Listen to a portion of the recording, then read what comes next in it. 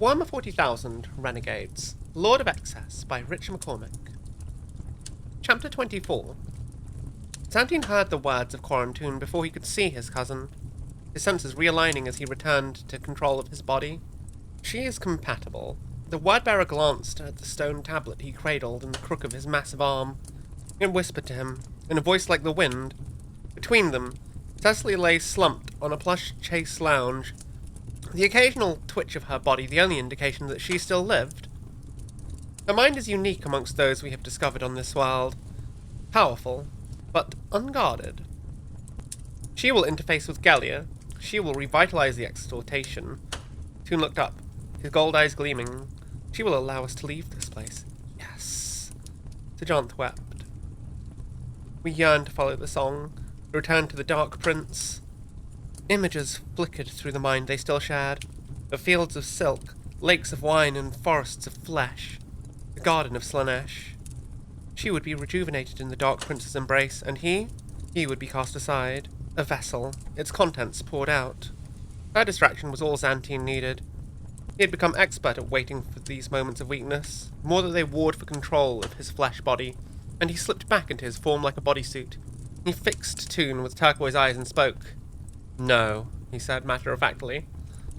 "No?" Toon asked. It was not impertinence, but genuine confusion. "We have waited for this moment for nearly a decade. My rights have confirmed that the girl is compatible. I do not understand." "No!" Sajant howled as she realized that he had reasserted control. She thrashed in his body, moving like a snake, probing for weak points in his consciousness to force her way through. He blocked her. He had singularity of purpose, a certainty of will that left no gaps in his armor. He would use her power, but he would not let her in. "Your lady has taken her leave, Diabolist. Speak now to your warlord and pray that I find mercy in my soul for your treachery." Toon blinked, tattooed eyelids covering golden eyes. To his credit, he did not retreat from the throne. "What do you mean, my lord? I have simply followed your demands." "Silence, warlock," Xantine roared. "You have conspired with a being that shares my body in secret. She is powerful, but cannot keep everything from me. I know your treacherous soul. My lord, the girl is my muse, word-bearer. Mine. Neither you nor the demon will take what is mine from me." Toon waved a hand at the prone figure on the chase lounge. She appeared so fragile in the huge chamber. "She is a simple mortal, Xantine. We have found thousands of psychers on this world, more powerful than this undercity wretch. Take one of them as your muse, and allow us to restore your beloved ship. Her talents matter not. Do you understand, Diabolist? You will not take her." "But," Toon stammered, "why? With her we could leave this place, claim the galaxy as our own, savor its experiences. Do you not wish to show your true power as Lord of the Adored?" "Of course," Xantine said. "You lie," Sajant roared. "You lie, you lie, you lie, you lie," she repeated as she battered against the cage of his body. "Then allow me to take this creature and make of her what we must." "I will not." Toon began to speak, but the word-bearer's tablet whispered again, and his face hardened. "I understand," he said. "You have no intention of leaving Serene. You never did." Xantine brought his hands together, clapping politely. "Very good, cousin," he said, and fixed the word-bearer with a feline gaze. "Though I am disappointed that it took you so long. You always were better at communicating with your pets than you were your peers." He let a smile play across his blackened lips. "Why would we leave this world? In the void I must scrabble for meager existence, treating with base pirates and renegades, pursued by the betrayer Abaddon and the pathetic remnants of the glorious Third. Here I am truly adored. Here I am a god." "You are no god," Sajant hissed. "I am worshipped by millions. My name is on countless lips as they rise in the morning and as they fall asleep at night. I colour their every thought. What is that if not a god? A god has power. I have power over you, demon. You live within me because I allow it. It was I who brought you to this world, I who kept you here." "We were attacked," Toon said. "They crippled the ships. We did not choose this." Cruelty twisted in Xantine's features as he rounded on the word-bearer. "You truly believe I would allow my ship to be crippled by mortals? By Xenos-worshippers? My cousin, you are more of a dullard than I imagined." Xantine threw his arms wide, as if conducting an orchestra. "It was me, of course. I engineered the warp accident that saw us arrive in this world. I engineered the attack on the exhortation." Simple, really. To rig charges at key points in the ship's superstructure, to time their detonation to an erroneous surface reading. Gallia, you killed her! Xantine flicked his wrist. A small price to pay for the prize I earned. You would trap us both here, all to lord over this bauble. How could you do this to me, after everything I gave you? Xantine addressed the demon, speaking audibly to the room. And you, my dear, do you think that yours is the only consciousness I sought out during our long years together? There are many of your sisters and brothers who know how to sail the storms that separate Serene from the galaxy. They would happily part with that information in exchange for their own pleasure, but you would never allow that, would you? Any one of them could decide you were prey finding you here, weak as you are. Feeble, ugly, disgusting creature, Xantine screamed. These were sensations rather than words. You cannot do this, Xantine, Toon said. Silence, Xantine roared. I've given you so much. I rescued you from brothers who would have sacrificed you, and protected you from the executioners of your pathetic legion. I gave you a home, warriors to call brother, and a leader that you could follow into any battle. He sat forward, fixing Toon with turquoise eyes. And this is how you repay me. Colluding with the creature that shares my body, behind my back. He stood from his throne, full control of his body returned, his muscles still burning with the afterglow of the demon's power. He raised a finger towards Cecily as he loomed over Toon. Who else knows of this? Xantine asked. Toon cocked his tattooed head. No one, Lord. Good, Xantine said. Your failure is at least contained. He rammed his rapier through Toon's stomach. The word-bearer stumbled backwards, muttered words lost on lips that were darkening with black blood, and Xantine pulled the weapon from deep inside his cousin. Toon did not fall at first. He staggered into a marble pedestal, shattering its glass case as he steadied himself against the body of its Doric column. This is the price of betrayal, Toon, Xantine said as he sauntered towards the stricken diabolist. You brought this on yourself. The word-bearer slipped on a pool of his own blood, and fell to his knees. Before he could rise, Xantine put a boot on his stomach. He ground the ceramite against the oozing wound, and Toon winced. I only wanted the best for each of you, and this is how you choose to repay me, Xantine said, his blackened mouth contorting into an exaggerated frown. You made me do this. He told his cousin as he raised anguish for the killing cut. The sword came down, but Toon caught the blow on his stone tablet before it could reach his body. The monomolecular blade bit into the dark rock, and the tablet exploded with a soul-wrenching scream. Xantine was launched backwards, lifted off his feet by the unholy force and sent sprawling across the chamber. Foul ichor coated his body, sticking of rotting tissue and superheated plasma. Shapes climbed from the dark fluid, oily tentacled and unblinking eyes. Ridged tongues and clenching gobbets of muscle. They grasped for weak points in his armour, his throat, his armpits, his groin, yelling and gibbering as he slapped and swatted them away. A neat trick, cousin, Xantine called. What else do you have in your collection? Rising to his feet, he saw Toon twisting the cap from one of his ruined containers, before hurling it like a grenade.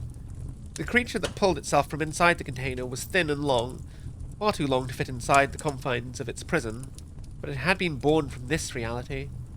Its lower body was supported by 4 powerful legs that ended in wicked claws of obsidian black. Studded leather armour wrapped around its midriff, the material tight against swollen muscles and held in place by hooks and barbs that tugged painfully at pale purple skin. 2 arms hung from shapely shoulders, ending in huge curved claws, and a bladed tail arced up over its wedge-shaped head. That head was fringed by a set of glistening horns, and played host to a 2-yard-long tongue that palpated the air, dripping corrosive saliva to the floor below, where it burned deep into the thick carpet. Fiends of Slaanesh, Xantine called them, when she frolicked with such beasts with her siblings in Slaanesh's garden. The demon's eyes were bright blue, and swiveled madly as it looked in its surroundings. Its stench was incredible, sour and sweet, hot and cloying. It poured from this creature like heat from a furnace. Those eyes had a predator's intelligence, and they sized him up, tracing the length of his body, ahead of its attack. It's not too late, Xantine, Toon said. The word-bearer spoke from an unseen position. This is a misunderstanding. I will follow you where you lead. Liar, Xantine called back. There is no forgiveness for your sins. The fiend struck before Toon could reply. It was quicksilver fast, and it covered the distance between them in a heartbeat, letting out a lowing call as it ran on inwardly bent legs, a sound both discordant and beautiful. Xantine heard it with every sense, in his ears, in his fingers, on his tongue and in his nose. He felt it in his mind, a psychic tingling, like soft fingers on skin. He wanted to give himself up in that moment, to let it cleanse his skin from his body, to carve his bones and eat his organs. The fiend pawed at the carpet, preparing another charge. Xantine could not outpace the creature, but it was a being of pure sensation. He could possibly outwit it. He kept his attention on the demon, and moved slowly towards the large wooden table, upon which Quarantoon had arrayed the vessels containing his menagerie of demons earlier in the evening. Maintaining his focus on the fiend, Xantine reached almost imperceptibly slowly for the largest of vessels. The crack of the bolt pistol sounded a moment before the explosion bloomed over Xantine's shoulder. Sound meant that Toon had recovered both his weapons and his wits, firing from a slumped position across the chamber. Xantine would deal with him eventually, but the fiend was a more pressing threat. Startled at the light and sound of the bolt shell, and charged him. Xantine flipped the heavy table as the demon sprinted forward, scattering profane vessels and catching it full force in its pointed head. The fiend stumbled, dazed and crunching amphorae, alembics and reliquaries under its clawed feet. At once the chamber was filled with sound and colour as Neverborn screamed from their prisons, freed from millennia of captivity by the melee. Cavorting fire sprites left trails of embers across the floor as they ran, giggling towards the chamber's exits. Stinking nurglings crawled over each other as they tried to climb the fiend's long legs, cackling as their brothers and sisters burst, till they too were crushed by the fiend's stamping feet or snipped in half by its claws. Furies launched themselves from their cages, shrieking in rage and glee as they swept on leathery wings up into the chamber's high ceilings, or smashed through glass windows and out into the night of the city. "Quarantoon!" Xantine called over the din. "Control your beasts if you ever could." The response from the word-bearer was a gilded skull, thrown in Xantine's direction. It came to rest on its side, spitting black smoke that began to coalesce in the form of a long, thin worm wrapping itself around his right arm. He swatted at the demon, but it proved frustratingly difficult to dislodge. Maintaining a semi-corporeal state that allowed it to slip through his silk-gloved fingers, it had almost reached his throat when the demon was suddenly pulled away. Xantine looked up and saw the smoke worm's tail in the clawed hands of a black-eyed, red-skinned homunculus. The little Neverborn pulled the worm into its mouth and began devouring it with obvious glee as its prey thrashed itself against its surroundings, leaving puffs of oily black smoke with each strike. Toon hurled more of his containers, removing their caps and breaking their seals to prime them as he would a frag or crack grenade. Xantine threw some of them as well, for he had fought alongside them during their long years together.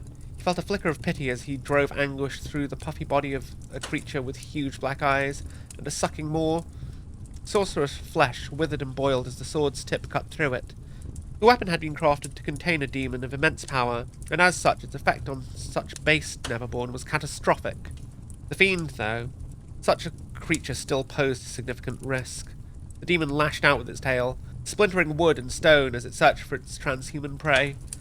Xantine launched himself over the upended table, holding Anguish for a killing blow, but the fiend twisted its sinewy body. The blade slammed into the chamber's carpeted floor. Xantine worked for a second to remove it from its position, and the fiend, lightning fast, kicked out at him. Claws raked across his chest plate, cutting deep into the platinum eagle wing of his legion and the ceramite beneath. He pirouetted around the rapier, pulling it finally from its sheath, and aimed a wild swing at the fiend. It parried the attack with a chitinous claw, and slapped him across the face with its tongue. He smelled the tang of poison, and touched his hands to his cheek. The white glove came away a sickly colour. Red blood mixed with purple stickiness, and he felt the pain as the venom reached his bloodstream. His body reacted as it had been enhanced to do. His glands, adrenal, betches, and long-forgotten others that had been implanted during his long years, producing prodigious amounts of stimulants and counterseptics in response to the interloper in his system. The fiend's poison would have felled a normal space marine, even one of the Corpse Emperor's Primaris monstrosities, but Xantine felt only a slight dimming of his vision at the corner of his eyes before his hearts flushed the toxins from his body. He was of the Emperor's children, after all. The remnants of the Glorious Third had a particular affinity for chemicals. The fiend cocked its head, quizzically that its strike had not felled its prey, before its tongue lashed again. He threw Anguish forward, and the pink appendage wrapped around its hilt. The fiend pulled, and with a slurping sound the weapon left Xantine's hands. He pitched forward, pulled off balance, and tucked into a roll that brought him up on the far side of the demon. It kicked with its backwards bending rear legs, catching him squarely in the back, and he skidded forward across the now scorched carpet. "You did not appreciate my children, Xantine," Toon called as his demons destroyed what remained of Serene's treasures. "You did not appreciate me, both they and I. You used us for your own base pleasures," Toon coughed, a wet sound. The word-bearer recovered his breath. "Centuries of mistreatment, of cruelty, of neglect. Now, together, we will have our revenge." The fiend's tail split the air with audible cracks, and Xantine was forced to scramble backwards on his hands and feet as its barbed tips slammed again and again against the chamber floor. He was fast still, but each blow was getting closer and closer to the meat of his bare stomach, and to his thighs, whose oiled leather armor would offer no protection. His hands brushed something solid as he moved, and it rolled, distracting the demon for a moment. Xantine took his chance and sprang to his feet, collecting the object as he went. It was a large cask, and its thick construction had allowed it to survive the descent from the table. He cradled it in his left arm and ran, and battered away the attention of furies with his right hand. The cask was sealed with a thick green plug of a waxy substance that smelled like pus, and he dug the eagle-winged blades of his vambrace into it, tearing chunks out of the seal. He broke through as the fiend reached him, and immediately wished he hadn't. The stench was monstrous, of gangrenous wounds and exhumed graves, so pungent that it immediately overpowered the fiend's sweet musk, and sent the dealing reeling backwards. Xantine dropped the cask and ran, putting as much distance between himself and the object as possible. Only when he turned did he see the thing responsible for the miasma. A blob of decaying flesh, some 8 feet long, had hauled itself from the grime-encrusted cask. It was a misshapen thing, with stubby, half-formed arms that ended in yellow hoof-like nails, and no feet to speak of. Instead, it hauled itself along on a powerful tail, the end of which wept a colourless fluid that frothed and popped on contact with the floor. It had no neck. Its head simply rose from the bulk of its body, and it was only visibly a head at all thanks to the 2 watery eyes that sat within, and the sprouting of fat, waving tentacles on its crown that seemed to exist as a mockery of human hair. At first, Xantine thought it had no mouth, but as it set its piggy eyes on the fiend, its distended belly split open, exposing a tooth-lined maw that offered a facsimile of a grin. The fiend struck first, tearing at the creature's rotten skin and exposed fat with its claws and tail, but the beast of Nurgle simply gurgled with delight at each strike. It wrapped its flabby arms around the live creature's neck, and squeezed until, with a trifling scream, the fiend's bovine head came fully free of its neck. Bah! The beast moaned in sadness, its belly mouth shaping downwards in an exaggerated frown at the loss of its potential friend. Xantine found Quarantoon collapsed against the far wall of his chamber. The word-bearer's legs had failed him, the passage of the rapier having severed the nerves of his spine. He opened his mouth to speak. Xantine smashed his fist into Toon's face before he could offer words of sorcery. Bones scrunched pleasantly with the impact. Xantine pulled his fist back again to strike. "Wait," Toon said. His voice was wet, and the words struggled to leave a jaw that hung limp and broken on his face. "Do you wish to apologize?" Xantine asked. "Accept your betrayal, and I will allow you to die with as much honor as your tainted blood allows." "No," Toon whispered. His eyes were pools of golden light on his tattooed face. "Let me—" He coughed, black blood staining his lips. "Let me at least die by her hand." Sir John rose inside him, but Xantine's capricious rage was a wall she could not breach. The demon howled and battered against his consciousness, aching to take control, to take his body and consume this willing acolyte. But she was still too weak, and Xantine, his rage peaking, held her back. "Even at the last you betray me," he said. Xantine knelt in front of the word-bearer and hefted him by the gorget until their faces were inches apart. "Remember this as you die," he whispered, before letting him slump back against the wall. "I am your master." Each word was punctuated by a hammer blow to Toon's skull. "Obey me! Worship me! Love me!" Quarantoon coughed blood, somehow still alive. The commotion had drawn the attention of the beast of Nurgle, and it cooed in excitement as it noticed the 2 space marines. Toon looked up at Xantine, one of his eyes swollen shut, and followed his warlord's gaze to the demon, as it slowly pulled itself across the room on a trail of mucus. Its leaking eyes were wide with excitement, and its belly mouth blew rancid bubbles of phlegm. Xantine turned back to Toon with a sly grin, stood up. "Please, no," Quarantoon said. something approaching fear finally tainting his golden eyes. Kill me. Grant me this mercy at least. I thought you were a master of your menagerie, Xantine asked as he stepped slowly away from his stricken cousin. Please, Xantine. I'll apologize. I will worship you. Just do not leave me alone, crippled with that beast. It's too late for that, my friend. Besides, I think your pet would like to play. As he pulled Cecily from her hiding place, Xantine saw the beast of Nurgle reach the sorcerer who had bound it, and heard his cousin howl.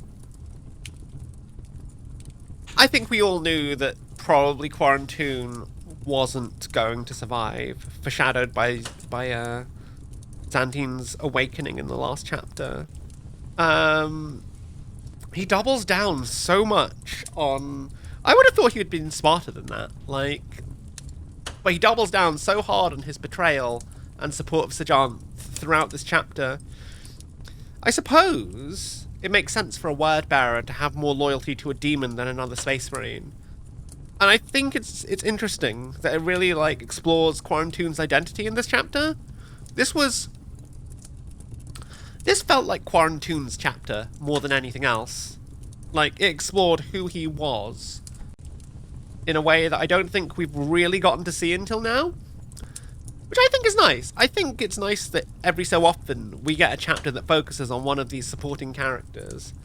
And I thought it was interesting. I think it's a shame that on the tabletop there's no Diabolist summoner style character that just summons a bunch of annoying little nuisance things to go off and die. I think that would be a really fun unit to have. A bit like a really old necromancer from Warhammer Fantasy Battle that could summon some very shit skeletons that could be a nuisance and be expendable.